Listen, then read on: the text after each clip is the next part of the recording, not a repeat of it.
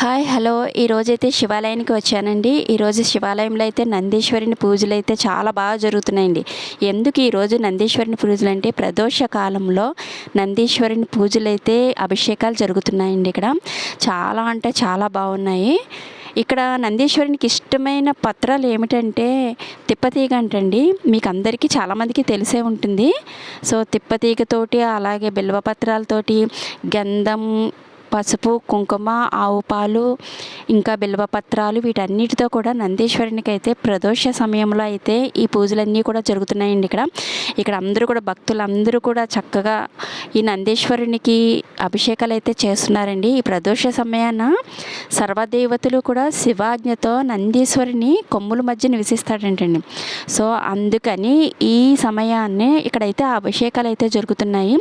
మనం శివుడిని దర్శించుకోవాలంటే ముందుగా మనం ఇక్కడ నందీశ్వరుడి దగ్గర పర్మిషన్ తీసుకునే వెళ్ళాలంటండి. ఆయన దగ్గర చెప్పాలంటండి మనం శివుడిని దర్శనం చేసుకుంటామని చెప్పేసి, అప్పుడు ఆయన పర్మిషన్ తోటే మనం శివుడిని దర్శించుకుంటాము అని మీకు అందరికీ ఎంతమందికి తెలుసు కామెంట్ సెక్షన్లో కామెంట్ చేయండి. సో మీకు ఈ వీడియో అందరికీ కూడా నచ్చుతుందని అనుకుంటున్నాను. చాలా బాగుంది. ఇక్కడైతే నందీశ్వరుని పెద్ద విగ్రహం అండి, అక్కడైతే చిన్న విగ్రహం పెట్టి అక్కడ భక్తులందరితోటి కూడా ఇలా అయితే అభిషేకాలను అయితే చేయించారు. చాలా అంటే చాలా చాలా బాగా ఉందండి. ఇక్కడైతే చాలా మనసుకు ప్రశాంతంగా ఉంది. అంతే కదండి, ఇక్కడ బిల్వపత్రాలు కనిపిస్తున్నాయి కదండి, ఇవి నెక్స్ట్ డే అంటే శివుడికి మళ్ళీ పూజ ఉందండి. సో అందుకని చెప్పేసి ఇక్కడ బిల్వపత్రాలన్నీ కూడా ఇలాగ రెడీ చేస్తున్నారు ఇక్కడ ఉన్న భక్తులందరూ కూడా. ఇదంతా గుడి చుట్టుపక్కల మొత్తం చుట్టుపక్కల ఉన్న ప్రదేశం అండి ఇదంతా కూడా. ఇక్కడ చుట్టుపక్కల కూడా ఇలా చిన్న చిన్న టెంపుల్స్ అయితే ఉంటాయి.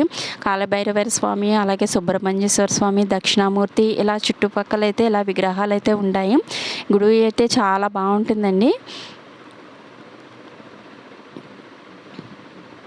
సో ఈ ప్రదోష కాలంలో ఈ పూజ చేస్తూ ఉంటే మనసుకు చాలా ప్రశాంతంగా ఉంటుంది కదండి. ఇక్కడ చూడండి, పంతులు గారు అయితే అందరితో కూడా చాలా దగ్గరుండి చాలా శ్రద్ధగా అయితే ఇక్కడ మంచిగా పూజలు అయితే సాగించారు.